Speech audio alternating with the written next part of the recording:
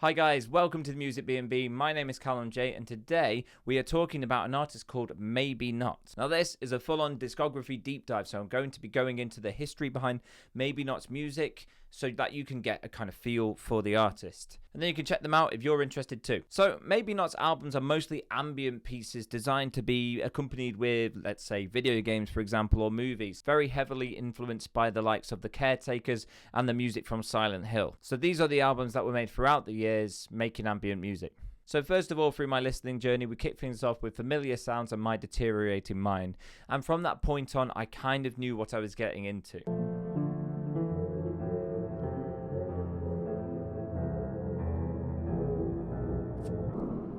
Some really kind of like creepy, atmospheric stuff going on here. It would make for a very good haunting, I don't know, Resident Evil kind of a soundscape, wouldn't it, for gaming? The music itself was very kind of drony, and it did feel like some kind of breakdown of a mind. It felt like being inside someone's depressed mind. I will say this though, this is definitely not something that you would sit and kind of react to. You know, it's more based for someone to enjoy as part of a soundscape, a visual, while you are going through a game landscape, for example, or perhaps even some of these could go when you're relaxing, you know, a massage or something. It feels like the background music for that at time. The soundscape in here is huge, ominous, and droning. Very cool.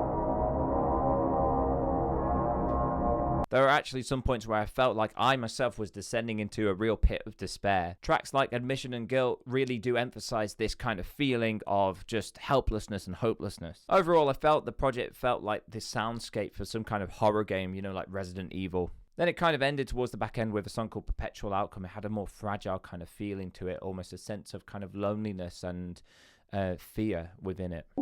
This one itself starts feeling quite fragile and almost innocent in its sound choices, and then just go back to that like bassy drone. After that, on my journey, I went into the next project, which was called Drifting Away from Reality.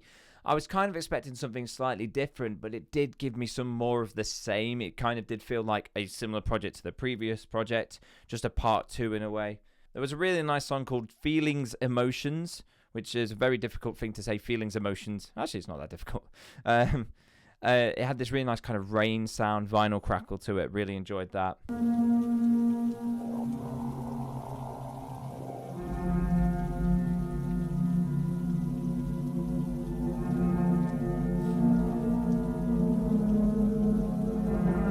And then we had Desensitized by All the Screens, which had this constant rise, adding real suspense and an unnerving feeling.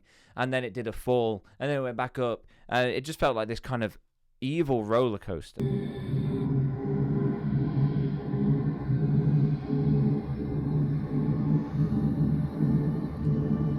This feels like it's going to go somewhere. It's constantly rising. At this point, though, I started to get that the songs within these first two albums in some ways did feel quite similar to each other.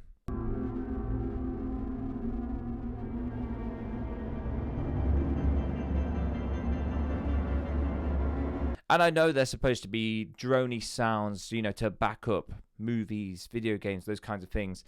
But to actively just sit there and listen to it, it became quite a tedious experience.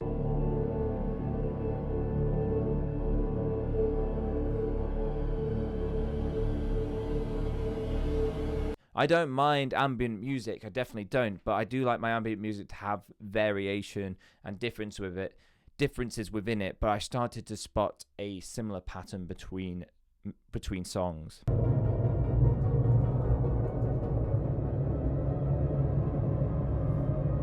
We then move on to Blinding Darkness, which sounds like something Bane would say. It started with this track called Omniscient, which is completely like distorted and gravelly. A bit shorter than I would have actually liked compared to the other tracks, but it definitely had some variation that I was looking for at this point in my listen through.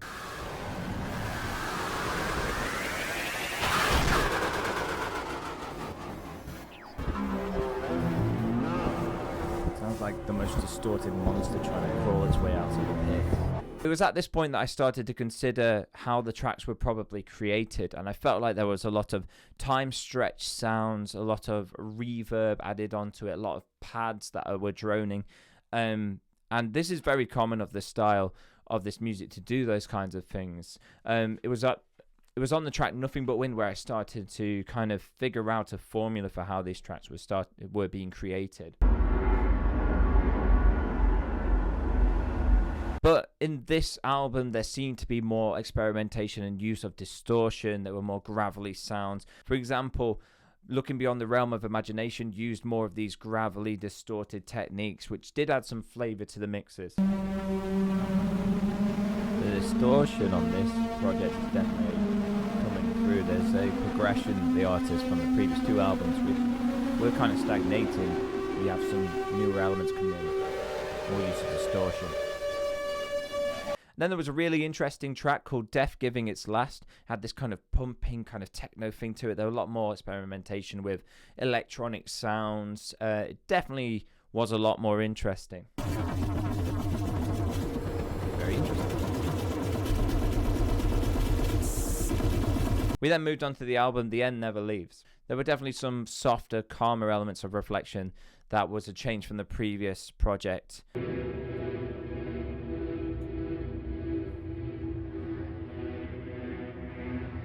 For example, Even in Silence, that did have some kind of calm feel to it.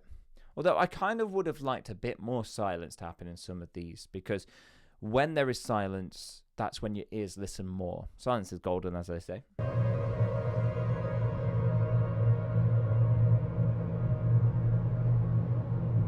But then the patterns started to emerge. Tracks seemed to start with some promising, interesting sounds, but then it just descended into a dark, low, droning sound. And the tracks had a habit of doing this.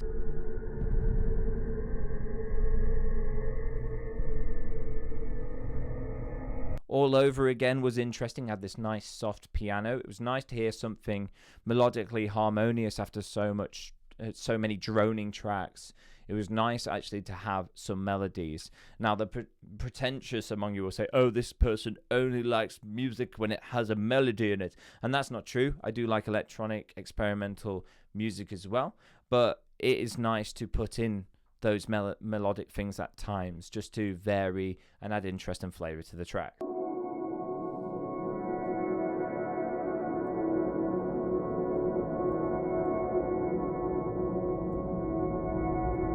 For example, with the track Linger, which had a more melodic kind of harmonious feel to it, it did feel quite nice. It felt like a safe space. It was probably one of the nicer, prettier tracks out of the whole discography.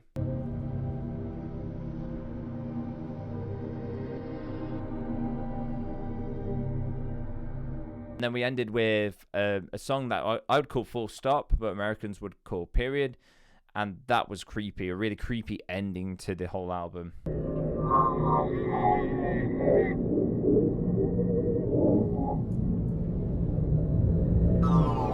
We then moved on to an album called Disjointed and Mangled, which felt more like a deathcore death metal album, and all the tracks within that album sounded like it would be brutal death metal. There was only one place within that album that there was any interest to me, and that was on The Thoughts of Suicide, which had this kind of nice vocal chop in it.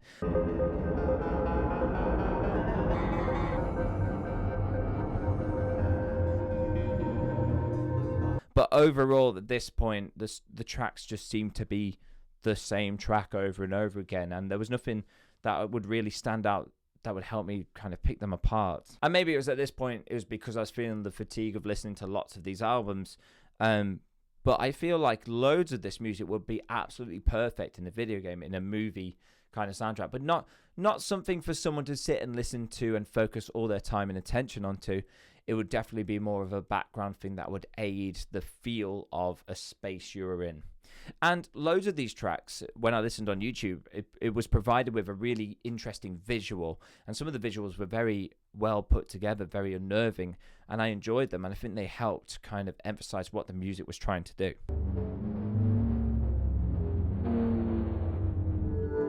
Starting to get an understanding of their method, how they work. You know, it's just...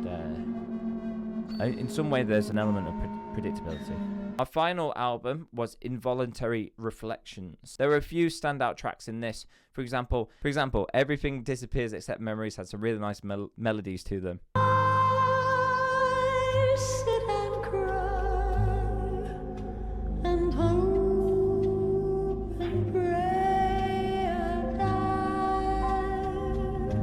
And that was the same to be said with the track Heavy Regrets Looming.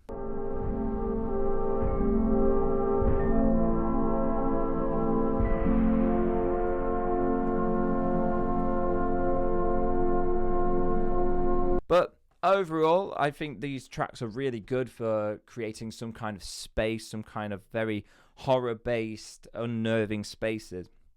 And they were done very well. They feel quite depressing. They feel like they suit the genre that they're intended for, which is great. If I was going to suggest any improvements for the future, I would probably look for some more variation. Perhaps sonically. Loads of the tracks were washed out with reverb and drones, and there was little change to that. There was a formula where tracks started with an interesting sound and then descended into a drone. I would have liked to hear some more drier parts. See what it'd be like to work without reverb or very little reverb in creating these pieces and see what comes out.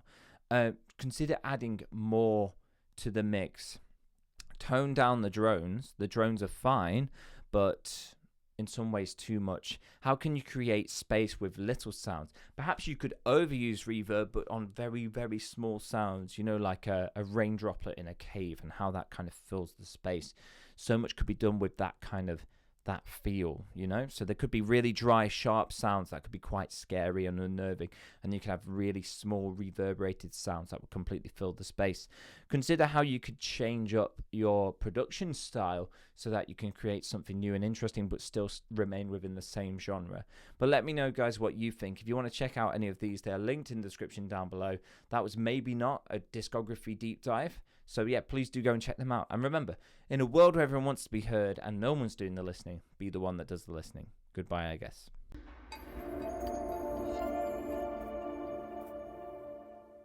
And now it feels so good to say hello, hello, hello, hello, hello, hello, hello, hello. And now it feels so right to say I miss you, I love you. And God, it feels so good to say hello. God, it feels so good to say hello. Bye, ladies and gentlemen.